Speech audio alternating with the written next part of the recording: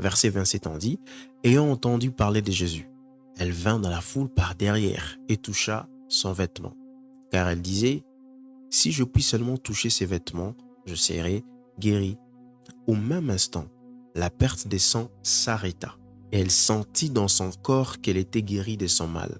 Jésus connut aussitôt en lui-même qu'une force était sortie de lui et se retourna au milieu de la foule, il dit, « Qui a touché mes vêtements ?»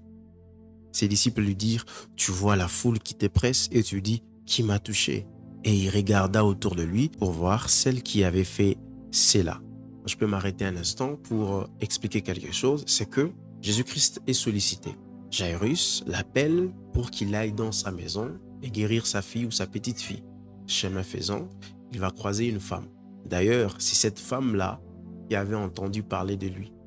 Il avait entendu parler de Jésus et cette femme-là s'est dit en elle-même, si je puis seulement toucher les pans de sa robe, je serai guérie. Et qu'est-ce qui s'est passé? Cette femme-là a touché Jésus-Christ.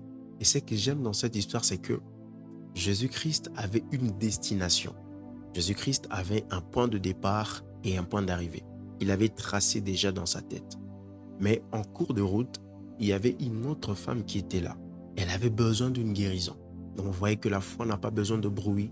Parce que cette femme n'avait pas besoin de bruit, de crier pour qu'elle soit guérie. Ici, on a l'impression comme si Jésus-Christ n'avait pas compris ce qui s'est passé. Bien qu'il est omniscient, je précise. Mais à cet instant, il s'est dit, j'ai senti une puissance sortir de moi.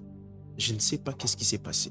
Mais il avait compris qu'il y avait une femme qu'il avait touchée. Et on dit qu'il regarda autour de lui pour voir celle qu'il avait touchée. Vous savez, la foi est capable d'aspirer quelque chose sans pour autant qu'il y ait même une prière comme ça. Juste avec votre disposition intérieure, avec la foi en quelque chose, vous croyez fermement à ce que Dieu est capable de faire. Vous pouvez prendre quelque chose, aspirer une guérison, aspirer un miracle, sans pourtant qu'il y ait de l'imposition de main. Parce que la foi, c'est la démonstration. Cette femme a démontré sa foi en réalisant ces gestes-là. Alors les disciples s'étonnent en se disant, comment est-ce que tu peux dire qui t'a touché? Alors qu'il y a beaucoup de gens qui étaient autour de lui, parce que vous savez, quand Jésus-Christ était en train de marcher, parce qu'il avait une grande renommée, à telle enseigne que dans certains endroits, il s'est retiré dans les déserts et les gens le suivaient là-bas parce qu'il accomplissait beaucoup de choses, de miracles, de prodiges et de signes. Donc quand il marchait, c'est toute une foule qui suivait Jésus. Et donc, parmi les personnes qui suivaient Jésus, il y a eu une seule personne qui s'est dit en elle-même, je dois avoir quelque chose de cet